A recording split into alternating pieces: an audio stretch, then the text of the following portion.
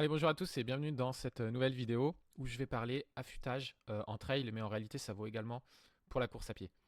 Alors j'ai parlé affûtage parce qu'on arrive dans les courses de l'été, fin du printemps, début de l'été, et il y a pas mal de personnes qui veulent rentrer en phase d'affûtage pour être au top sur leur course. Alors dans un premier temps, je vais parler de la charge d'entraînement et le lien qu'on va faire entre charge d'entraînement et affûtage. Ensuite, je ferai un petit tour par la science et vous présenter un papier de recherche, une méta-analyse qui préconise les meilleures modalités pour s'affûter avant une épreuve. Et puis ensuite, et je pense que c'est le plus important, je vais vous montrer une étude de cas d'un athlète que j'entraîne qui a préparé la Maxi Race et voir comment on a mis en place son affûtage, voir comment c'est basé sur la méta-analyse que je vais présenter et comment on a adapté à mesure que l'épreuve approchait. Et je pense que c'est vraiment ça le plus intéressant, voir comment on peut s'adapter par rapport à ce qu'on voit en fait au jour le jour lorsque l'épreuve approche. Alors la notion d'affûtage, en fait, elle n'est pas compliquée à comprendre. Souvent quand on entend parler d'affûtage, on se dit ouais, il faut perdre du poids, il faut que je sois en forme. Alors c'est le mot affûtage est un peu éloigné du sens premier, en tout cas le sens qu'on veut lui donner en physiologie et en sport. Le but de l'affûtage, c'est d'arriver à son potentiel maximum le jour J, à 100% de ses capacités. Alors avant d'aller plus loin et d'essayer de comprendre quelles sont les meilleures modalités d'affûtage, il faut essayer de comprendre ce qu'est la charge d'entraînement. Alors la charge d'entraînement, en fait, c'est assez simple. C'est le cumul des entraînements que vous allez faire par exemple sur une semaine, sur un mois, sur une année. Donc c'est le petit graphique que je vous ai mis ici. En l'occurrence ici, moi c'est la charge d'entraînement que je suis pour mes athlètes, semaine par semaine. Donc là il y a une unité, 100, 120. En fait ça a très peu d'importance. Il faut juste avoir en tête que là par exemple la charge est largement moindre par rapport à cette semaine-là. Comment est-ce qu'on peut calculer la charge d'entraînement via le RPE, donc le ressenti de l'effort. Par exemple, si vous allez faire une heure à un ressenti 6, vous allez faire 6 fois 60 minutes et vous aurez une charge de 360 sur cette séance. On peut utiliser aussi la fréquence cardiaque ou la puissance. Et plus vous allez avoir des valeurs élevées de FC ou de puissance, et plus votre charge va augmenter. Je ne vais pas rentrer dans les détails des calculs précis, mais l'idée c'est juste de se dire plus votre entraînement va être dur et plus votre charge sera importante. Alors, pourquoi est-ce que c'est important de comprendre ça? En fait, c'est assez simple. Le but de l'affûtage, en fait, et je pense que vous le comprenez quand vous préparez un trail, c'est de diminuer la charge, mais juste assez pour ne pas perdre les acquis de l'entraînement. Donc ça, en fait, on le résume avec cette formule. Donc la forme, c'est votre potentiel le jour J, c'est égal au fitness moins la fatigue. Donc en fait, le fitness, ça va être la charge long terme et la fatigue, la charge court terme. Je m'explique. Lorsque vous entraînez sur un plan d'entraînement, par exemple, durant 12 semaines, vous allez accumuler des charges semaine après semaine. Donc ça, c'est la charge long terme et normalement, cette charge doit vous permettre de progresser. Globalement, plus la charge est élevée, c'est pas une science exacte, mais plus vous allez progresser. Mais on a aussi la fatigue, qui est en fait la charge court terme. Exemple, vous allez faire un week-end choc ou une énorme sortie longue avant un marathon. Le but de ces blocs-là, c'est évidemment de progresser à long terme. Sauf qu'en fait, vous allez rentrer chez vous et le lendemain, vous allez être fatigué. Donc ça, c'est la charge à court terme. Donc encore une fois, je ne vais pas rentrer dans les modalités de calcul, mais pour faire simple, le fitness, il va prendre en compte, par exemple, 42 jours de charge. Donc plus votre charge va être élevée sur les 42 derniers jours, plus votre charge long terme va être haute. Par contre, la fatigue, elle va prendre en compte uniquement les derniers jours de charge. Donc ensuite, ces données-là, c'est ce qui est intéressant, c'est qu'on peut les mettre sur un graphique. Donc par exemple, sur ce graphique. Donc là, en l'occurrence, c'est le graphe qui montre le niveau de fatigue et le niveau de fitness de l'athlète que j'ai entraîné pour la Maxi Race. Donc en fait, on voit très bien ce qui se passe. Là, par exemple, ici, on a eu un week-end choc à, si je ne me trompe pas, 3 semaines de la Maxi Race. Donc on voit qu'on a eu un gain de fitness. Par contre, la fatigue court terme, elle est énorme. Et donc tout le but de l'entraînement, ça va être de faire baisser ensuite cette fatigue court terme. Pour faire baisser la fatigue à court terme, forcément, on va mettre moins de charge et donc le fitness va baisser. Sauf que le fitness va moins baisser que la fatigue. Donc là, on doit être autour de mars ici. La Maxi Race était fermée, donc on voit qu'on a différentes périodes où, donc ça en fait, souvent les gros pics, c'est les sorties longues, où on a une énorme fatigue court terme, et ensuite ça redescend. Donc le fitness redescend, mais beaucoup moins vite que la charge à court terme. Et donc on a cumulé ces blocs pour arriver ici, juste avant la Maxi Race. Donc en fait, tout le but de l'affûtage, et même des périodes, on va dire, de décharge, par exemple, si vous entraînez 3 semaines un peu dur, puis vous baissez une semaine, tout le but, ça va être de vraiment faire baisser drastiquement la fatigue, tout en sachant qu'il y aura une perte de fitness, mais moindre. Et donc, en gros, vous allez optimiser votre forme. Et le but de l'entraînement, c'est d'optimiser sa forme petit à petit, petit à petit, petit à petit, etc. Semaine après semaine. Et vraiment, juste avant la course, on essaye d'être encore meilleur sur ce volet. Alors, avant de revenir sur l'article scientifique où je vais vous expliquer les meilleures modalités d'affûtage, j'aime bien réutiliser toujours cette formule. Qu'est-ce que c'est en fait? C'est la formule de la vitesse en trail ou en course à pied qu'on peut exprimer, qu'on peut simplifier ainsi. C'est votre VO2 max fois le pourcentage de VO2 max que vous allez utiliser lors de l'épreuve. Donc le VO2 max, si on résume souvent ainsi, c'est la taille du moteur. Donc globalement, les performances en sport d'endurance sont corrélées au VO2 max. Cependant, on a un autre paramètre qui est l'économie, c'est à quel point on est efficace dans l'utilisation de ce moteur. Et sur les longues distances, vous ne trouverez jamais cette formule écrite de cette manière, mais j'aime bien utiliser le paramètre D qui est la durabilité, c'est-à-dire la capacité à soutenir un haut niveau, de conserver un bon niveau de VO2 max et une bonne économie de course. Parce que si vous mesurez votre VO2 max avant une épreuve et à la fin d'une épreuve, par exemple de 5 heures, 6-7 heures sur un ultra, ça ne sera pas exactement les mêmes valeurs. Donc j'aime bien rajouter ce paramètre. Donc avant une course, normalement votre but c'est d'être le plus rapide. Et donc l'affûtage, finalement si on réfléchit bien, c'est juste d'essayer d'optimiser tous ces paramètres. Et notamment le paramètre économie de course qu'on peut vraiment améliorer lorsqu'on s'approche de l'épreuve. Parce que lorsque vous allez vous affûter, vous allez réduire les lésions musculaires. Ça paraît trivial, vous le ressentez je pense, mais globalement vous allez jouer sur l'économie. Vous allez augmenter la vitesse de contraction musculaire, vous allez augmenter le niveau de motivation, et ça je pense qu'on le voit assez bien. Si vous faites une prépa marathon et vous commencez votre affûtage, 2 semaines après la dernière sortie longue, le jour du marathon, vous avez 2 ou 3 semaines, vous avez certainement une bien meilleure motivation. Parce que lorsque vous êtes en fin de prépa, vous êtes un peu fatigué à cause de l'enchaînement des séances. Donc vous augmentez aussi le niveau de motivation, et tout ça, ça joue aussi au niveau hormonal. Vous allez réduire les marqueurs d'inflammation, par exemple des inflammations toutes bêtes, mais qui peuvent subvenir au niveau du tendon d'Achille, par exemple, ce genre de choses. En gros, vous allez essayer d'être reposé, je pense, c'est le maître mot. Et donc, forcément, vous allez améliorer ces paramètres. D'ailleurs, le paramètre durabilité, il peut être amélioré grâce au niveau de motivation, c'est-à-dire que vous allez être capable de pousser un peu plus en fin de course. Je ne l'ai pas écrit, mais vous pouvez aussi améliorer, et il faut le faire, vos réserves en glycogène musculaire et hépatique. Et ça va vous permettre aussi d'améliorer le paramètre durabilité, parce que vous aurez plus de réserves. Donc la durabilité, vous pouvez aussi l'améliorer avec bien d'autres choses, notamment votre capacité à bien manger le jour de course, mais ça c'est encore un autre sujet. Donc une fois que je vous ai présenté ça, la question c'est, en fait, est-ce que la science s'est penchée sur ce sujet de manière solide, et est-ce qu'on peut en tirer des choses? Il y a une méta-analyse qui est qui est de bonne facture de Bosquet et collaborateurs, qui essaye de donner des préconisations. Donc je ne vais pas rentrer dans les détails, mais le but c'est que vous puissiez mettre en place quelque chose de manière rapide. Alors que dit cette méta-analyse qui s'est appuyée sur des affûtages dans le cadre de différents sports, qui a étudié par contre les affûtages dans le cadre de différents sports, et qui en fait a regroupé un nombre important d'études qui se sont posées cette question.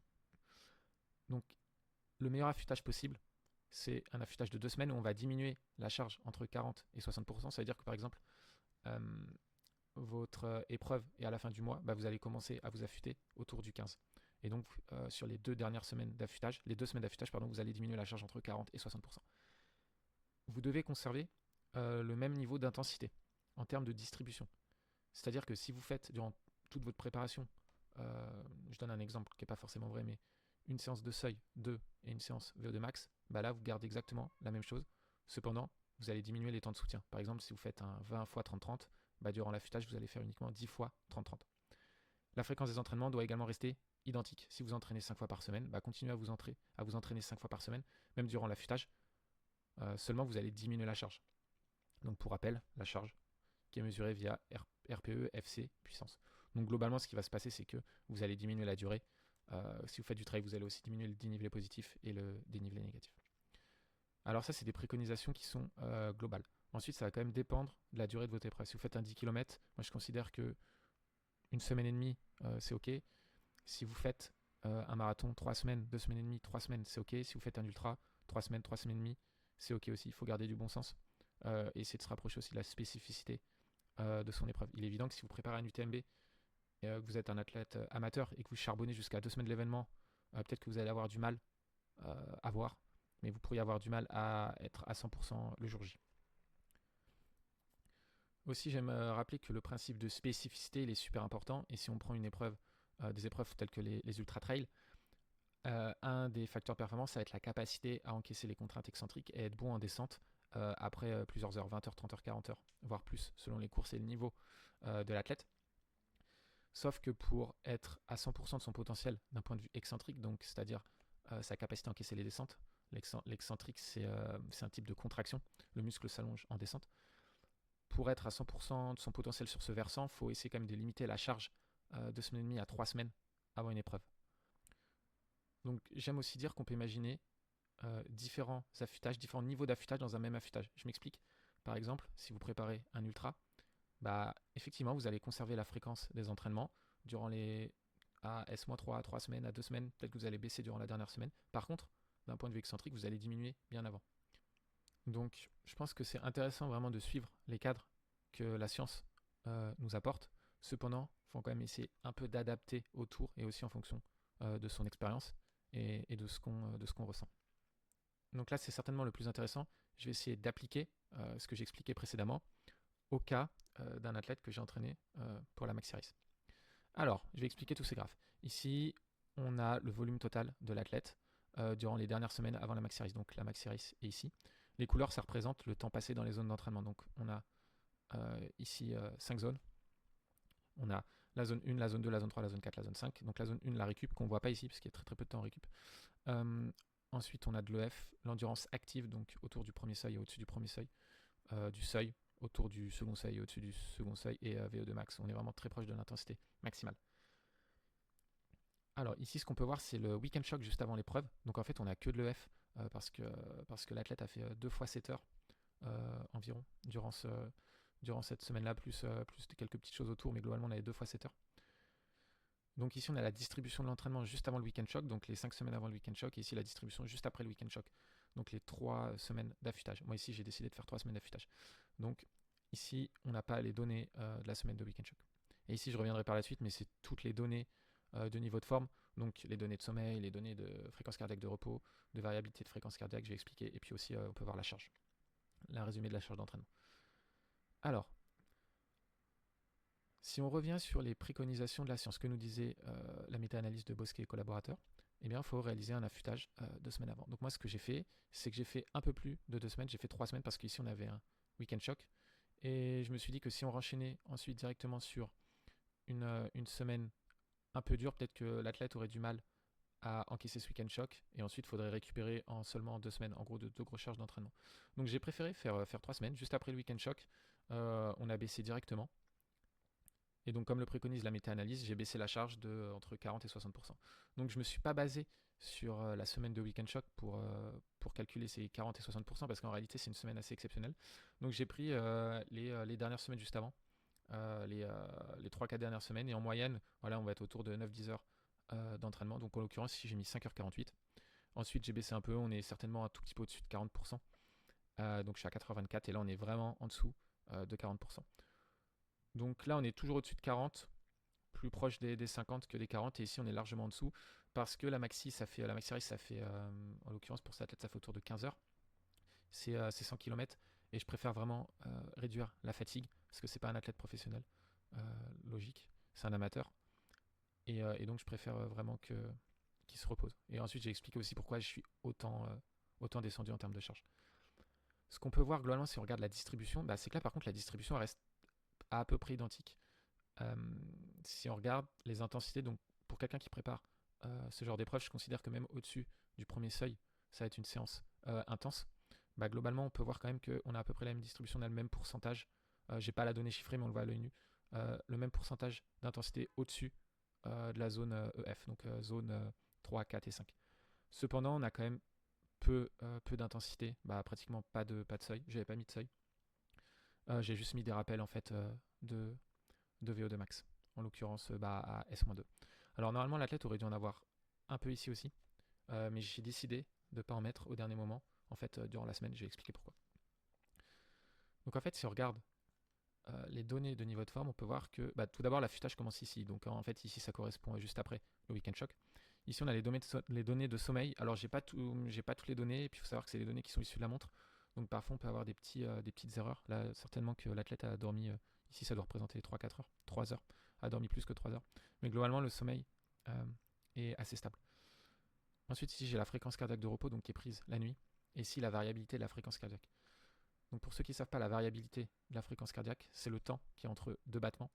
Et plus le temps est variable, donc si on calcule la variabilité, plus le temps est variable, et plus un indicateur de forme pour l'athlète. Donc la variabilité de la fréquence cardiaque, c'est un champ qui est assez complexe à comprendre. C'est pour ça que cette donnée, je la prends toujours avec des pincettes, surtout qu'elle est issue de la montre, elle est prise durant le sommeil. Il y a des protocoles beaucoup plus précis où en fait l'athlète se réveille et va effectuer toujours exactement le même protocole, couché ou debout ou assis, après avoir uriné ou avant. Enfin bref, il y a pas mal de choses qui peuvent influencer le HRV. Donc moi je me base sur les données, en l'occurrence ici c'est Garmin, que Garmin me fournit. Et donc pratiquement ça m'arrive jamais de, ou c'est en vrai assez rare, de changer l'entraînement en fonction de ce que me dit le HRV. Je vais beaucoup plus regarder comment se sent l'athlète, son niveau de sommeil et sa FC de repos. Par contre, je vais analyser le HRV a posteriori comme je le fais ici pour voir s'il y a des tendances qui se dégagent. Donc en fait, l'athlète commence son affûtage. Donc il fait cette semaine où je laisse une intensité. Donc on a réduit autour de entre 40 et 60% la charge. Donc on est ici environ. Et là, on voit qu'en fait la FC de repos, elle augmente. Ici, on avait son week-end shock. Donc notamment, enfin logiquement, pardon, durant le week-end shock, elle a bien augmenté. Elle avait bien baissé ensuite, mais là on voit que ça augmente, ça augmente. Donc pas trop d'effet de l'affûtage. Si on regarde a posteriori le HRV, c'est pareil, on a à peu près les mêmes données. Et donc là, à J-7, je me dis, ok, la forme, elle n'a pas l'air de monter, bien que l'athlète se sente bien. En tout cas, les données des FC de repos ne descendent pas, donc je me dis, je vais vraiment réduire la charge. On va vraiment réduire. Sachant qu'en plus, l'athlète a de la musculation dans tout ça. Donc il faut aussi le prendre en compte. D'un point de vue nerveux. On fait pas de force max, mais ça peut quand même jouer. Donc je me suis dit, on va quand même baisser drastiquement. On va voir ce que ça donne. Donc c'est à peu près ici. Et là, on peut voir que la FC de repos, elle a quand même assez bien baissé. La FC de repos baisse bien. Elle baisse de 3 points, voire 4 points. Et a posteriori, on voit que le HRV, en fait, il avait bien augmenté aussi. Sommeil, il n'y a rien qui a bougé. Il y a même potentiellement une baisse ici. Un vrai manque de sommeil. Je me souviens plus si la tête m'a dit que si cette donnée était fiable ou pas. Mais en gros, en moyenne, il n'y a rien qui bouge. Et par contre, ce qui est intéressant, alors là, on revient au début de la vidéo. On peut voir que justement, donc en bleu, le fitness descend un tout petit peu, mais la fatigue, elle descend beaucoup plus. Et donc là, en fait, ce qui est intéressant, c'est qu'avant la course, on voit que le fitness est beaucoup plus élevé que la fatigue, donc il y a un gain de forme pour l'athlète. Et donc la différence, si on fait la différence, en fait, c'est cette courbe-là, on voit un peu de bleu, un peu de jaune. Jaune, ça veut dire que l'athlète est très très reposé. Et donc a posteriori, ce qu'on voit, c'est que en fait, il y a eu un petit pic au niveau du HRV. Alors, est-ce que c'est significatif? Pas forcément, mais en tout cas, moi, je préfère que ça augmente comme ça plutôt que ça descende. C'est plutôt bon signe. Voilà, donc ensuite, si on regarde, ce qui est intéressant, c'est que l'on voit que la maxi race, c'était ce jour-là. Donc l'athlète, le départ était vers 3h du matin, si je me souviens bien, donc l'athlète a très peu dormi. Et c'est intéressant parce qu'en fait, on voit que la FC de repos, du coup, l'a un peu augmenté, le HRV a un peu baissé. Et le lendemain de la course, là, la FC de repos, boum, elle réexplose. Et le HRV, il est en berne, tout simplement parce que l'athlète est très fatigué. Et puis là, ensuite, semaine de décompression, c'est pratiquement pas entraîné, on voit la charge presque nulle. Il s'est pas entraîné pendant une semaine.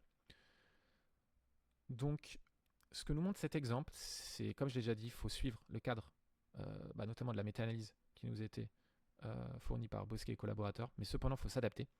Et même en dernier recours, même à une semaine, je pense que si on voit s'il y a des indicateurs qui nous disent qu'il y a peut-être un peu trop de fatigue, notamment aussi le ressenti de l'effort lors des footings, l'humeur au réveil, il ne faut pas hésiter à baisser la charge d'entraînement, même si ce n'est pas forcément ce que préconise la littérature. Et notamment, je pense, enlever des intensités qui peuvent être fatigantes d'un point de vue nerveux, et parfois juste faire un petit footing même de récup. Ça peut améliorer vos données de FC de repos ou de HRV parce que ça va activer la branche parasympathique du système nerveux autonome. Je ne vais pas rentrer dans les détails ici. Vous trouverez pas mal d'informations sur Internet à ce sujet. Mais en gros, ça va vous aider à vous reposer. Donc si vous avez des questions, n'hésitez pas à les poser en commentaire.